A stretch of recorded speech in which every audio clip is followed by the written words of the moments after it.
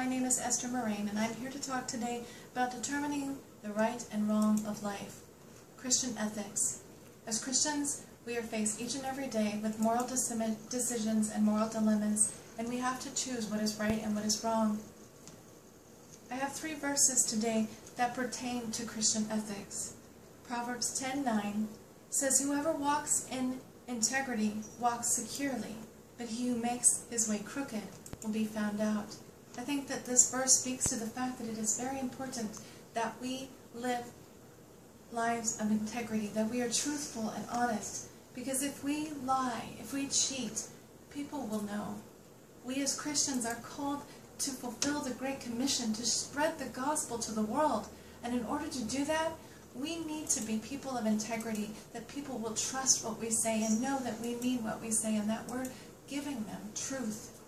That is why I believe that in his book, Moral Choices, Scott B. Ray, and in his book, Mere Christianity, C.S. Lewis both point to honesty as a key and essential aspect of living a moral life, a key and essential principle of Christian ethics.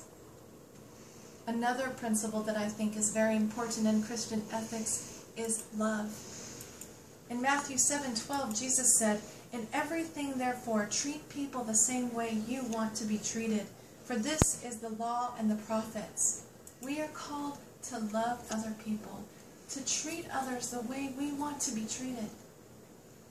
We're not supposed to be people who look at one person differently than another. We're supposed to treat people equally. Jesus also said to love your neighbor as yourself in Matthew 22:39 when answering the question, what is the greatest commandment? It's the second greatest commandment, to love your neighbor as yourself.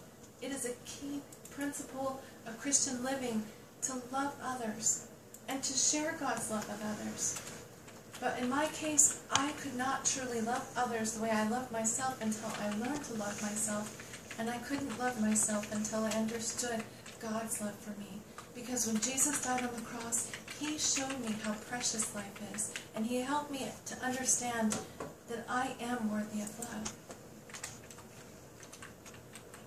2 Peter 1:3, Peter says, "His divine power has granted to us all things that pertain to life and godliness through the knowledge of Him who called us to His own glory and excellence." I believe that this verse is speaking to the fact that we cannot, apart from God, live ethical Christian lives. I strived and worked and did all I could to be a good person on my own, but until Christ got a hold of me, I could do no good. I continually failed. I continually made mistakes. I continually hurt people I cared about because I needed Christ to work in me to be able to express love the way that He created me to express it. That is why the key and essential central part of Christian ethics is Christ's work in us, transforming us, making our lives new. God does the work. We don't have to. All we need to do is choose to be obedient and to take to Him every decision we have and let Him guide us and lead us. There are a great many moral quandaries we have as Christians facing different aspects of life, places and things that we have to make decisions. One moral quandary is the question of war. Is it ever moral to be involved in war? When we think about war, we think about death, destruction. We think about lives being destroyed. We think about entire cities being wiped out. And it's hard to think about war being ethical. But I believe that there are times when war is just, when there is an option of just war, like is spoken of in Moral Choices by Scott B. Ray. He points out that there are people like myself who believe that if the right guidelines are set to war, then it can be a just war. If war is fought in the defense of the weak, if war is fought in our own self-defense, when we're standing for what is right, when we're standing for what is true, this country would not be the country it is today. We would not have the freedoms we have today. We would not be able to do the things we do today if it were not for war. And so I do believe there are times when war is ethical. Euthanasia and a physician-assisted suicide is the most difficult question. People live too long, it seems, with great diseases and in great pain. Because of modern medicine, people can live far longer and into the later years than they have in years previous, and often not with the kind of quality of life they would like to. But I do not believe that that is a reason that we can use to make the decision whether a person should live or die. I believe that that is God's choice, and He alone decides when we live and when we die. I have two grandmothers who endured great pains at the end of their life, one in particular who sought God till the end of her days, and she endured to the end, and she loved God all the way through, and she did not have any problem telling you that this was God's plan, and she was going to live it out. And I believe that her testimony to me is that we should not choose to take life. We should give people that right to live, but we don't have the right to die.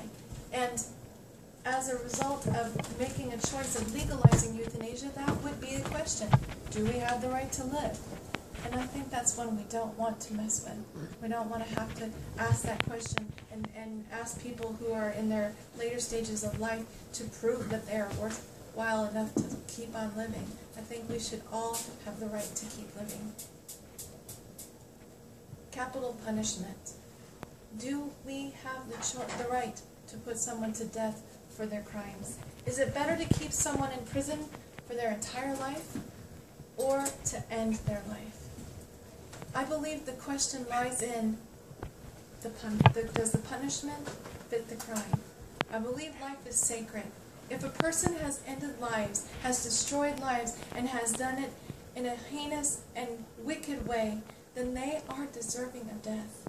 And that doesn't mean that I don't think that they shouldn't have the opportunity for rehabilitation, because I believe that people can change. I've seen God change lives. But I also believe that in life there are consequences for our mistakes. And if we take the life of another, then our life is the required punishment for the crime. And so I do support capital punishment under extreme circumstances. To abort or not to abort. I offer now a case study, a question, a quandary, a moral choice that has to be made by a person who has endured great pains. A friend of mine, this is only a story, it's not a true story, but if a friend of mine came to me and she had endured one of the most wicked and heinous crimes that a person could imagine enduring, the crime of rape, and found herself pregnant, and she was young and unmarried and unable to take care of a child, what would I tell her? This is one of those great moral quandaries and questions that has to be answered with a direct and thought-out process. So I go to Scott B. Ray's Moral Choices process of ethical decision-making. First, we need to get the facts and decide what ethical issues are involved with the quandary at hand. Next, we need to find out what biblical virtues and principles apply to this specific situation. And then we need to determine, if any, what alternatives there may be to what we are looking at doing. Last, we need to find out what are the consequences for all the alternatives and for all the possible scenarios. And last, we are called to make a decision. What are the facts? My friend is young. She is unmarried. She does not want to raise the child of a man who raped her. And she is very early in the pregnancy, so we are not talking about a late-term abortion. She is trying to decide whether or not to have an abortion. What are the ethical issues here? There's only one. The one question that must be answered is this embryo a life? Does life begin at conception, or is life only begun once we are born and out of the womb? If life begins at conception, then the moral issue is taking a life. what biblical principle applies to this particular quandary? Thou shalt not murder, the sanctity of life.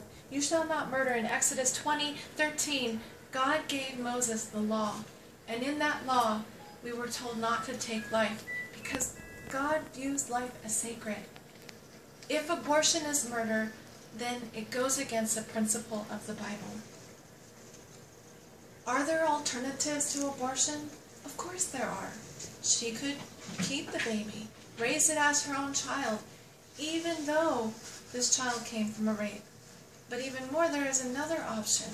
She could go through the entire pregnancy and give up her child for adoption to someone who could not have a child.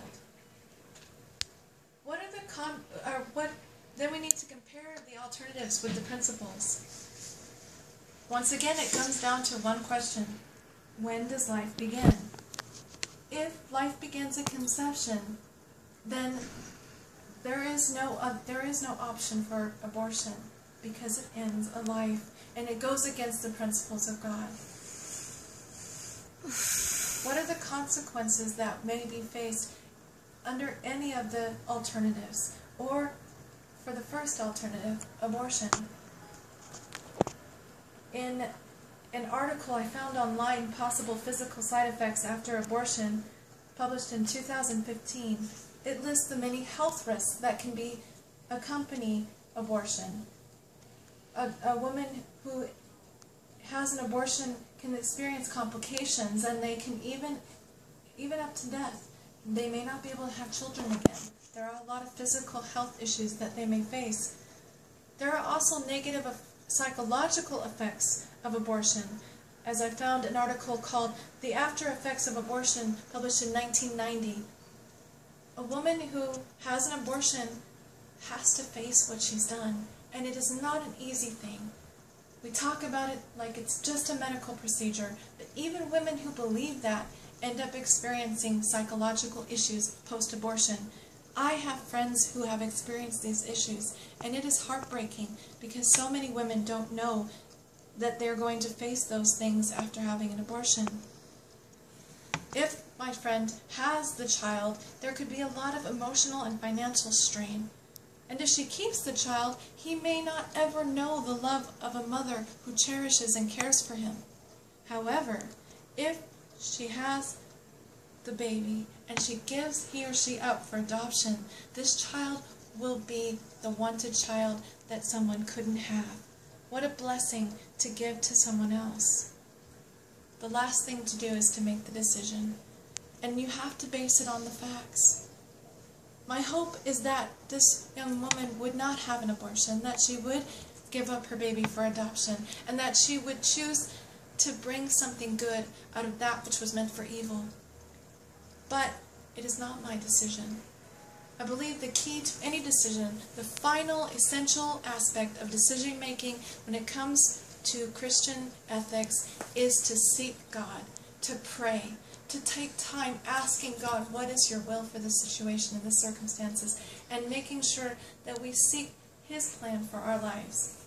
And so I would pray with her, and I would hope that she would come to a better decision in the end, that she would see that God could do something good out of that which was meant for evil. Lastly, I offer one last study, one last quandary that I personally am on the fence about, and that is same-sex marriage.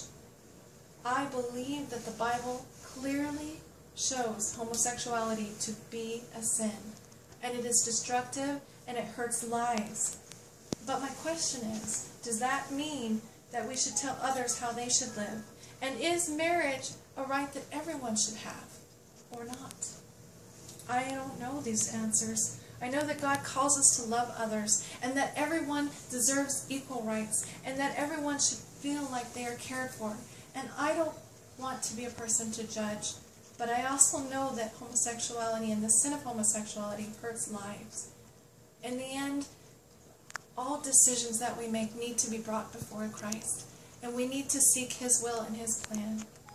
And so, in closing, I just want to say that to make a moral decision and to stand up for Christian ethics we have to seek God first, and His will above our own, and know that His plan is perfect.